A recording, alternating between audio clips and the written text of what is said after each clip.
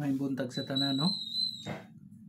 Niya na sab magampo na sad ta, magpasalamat ta sa atong labang kagagahong pinaagi ni atong buntag na mga pagpangaliya atong ihangyo sa Dios og pasalamatan kini kinabuhi na sab nga ato ang naangkon karon.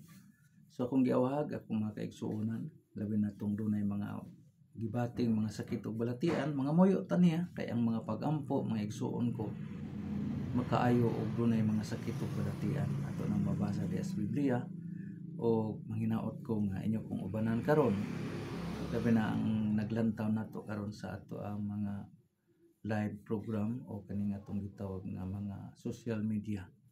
So hinaot ko nga inyo kong ubanan,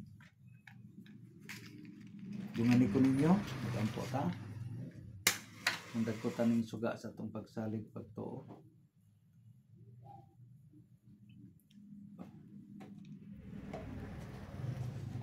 Sa ngalan samahan sa anak ko sa Diyos na Espiritu Santo, Ama namo nga kasalanan kay kanamo ang pinurian matuman imong pagbuot dinhi sa tawo nga kasalanan. Ang kalanon namo sa matag adlaw nga tatong kanamo ang adlaw pasaylo kami sa among mga sala. Maingon nga nakapasaylo usab kami sa nakasala kanamo. Ug dili mo kami tugyan sa mga balay. Ingon mo ayaw sa pagmamagitan sa mga nang ito ng mamahan, Lord, salamat tayo. Sa dugang kinabuhi, sa laing adlaw na usap ng labay sa muang pagpuyo ng kalibutan na mga may Ginoo na ikaw ang kanunay magagabay namo, magatultol sa maayong mga gimbuhaton ug ang himplo ni Jesucristo unta ang masubay diya sa adlaw-adlaw na mga paglihok-lihok. Ug na usap, Lord, sa mga tao karon nga nagiguban kanato sa mga pagampo na dunay mga sakit ug balatian. Makatabang unta ko nila o may naot ko, Lord. Pinagsin itong anak ni Jesucristo din pag-ayuhon unta niya ang amo ang mga agibating mga sakit o balatian labi na sa mga tao karon na nakiguban sa atong mga pagpangaliya o mga pagampo o pagpasalamat. Lord, gamita kinikinig ko inaadman na imong ihatag kanako aron makatabang ko sa mga ug manginaot ko nga mahimo lamang kini kung kini imong tugtan o imong hatagan sa mga gasa grasya na unta makatabang ko sa mga kaigsuonan diya sila panginabuhi ko sa imong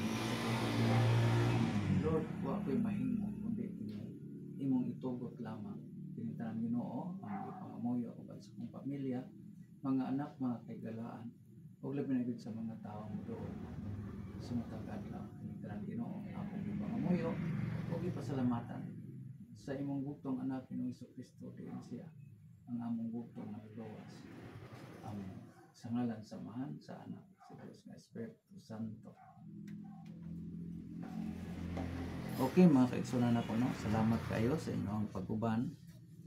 Ug akong giawhag katong mga tao nga naglantaw nato sayod sa atong gibuhat diri matag adlaw. Do na may mga sakit, doo lang mo nato basin na ay nakoy mabuhat ya sa inyo ang mga tagsa-tagsa ka mga balatian. Ang atong ginabuhat diri mga igsuon ko tabang laning ato pangalagad kun naamoy ikadalit ikahalad usab sa atong mga gimbuhaton okay ra isip mao na imong igasa grasya nako gasa lang or gitawag nato og donation lang ang akong ginadawat diri mga kaigsunan nako og manginaot ko na inyo i-share inyo ikabalita niya ko diri sa mental, no, sa may Nyuloon mental Davao City niya na po din sa Mindanao nagapanambal nga dala og mga pagampo. So daghang salamat, paki-share, like and follow sa ako ang Facebook account o sa yung YouTube channel. So daghang mayong buntag, daghang salamat kaninyo tanan. Salamat sa Dios. Good luck and God bless.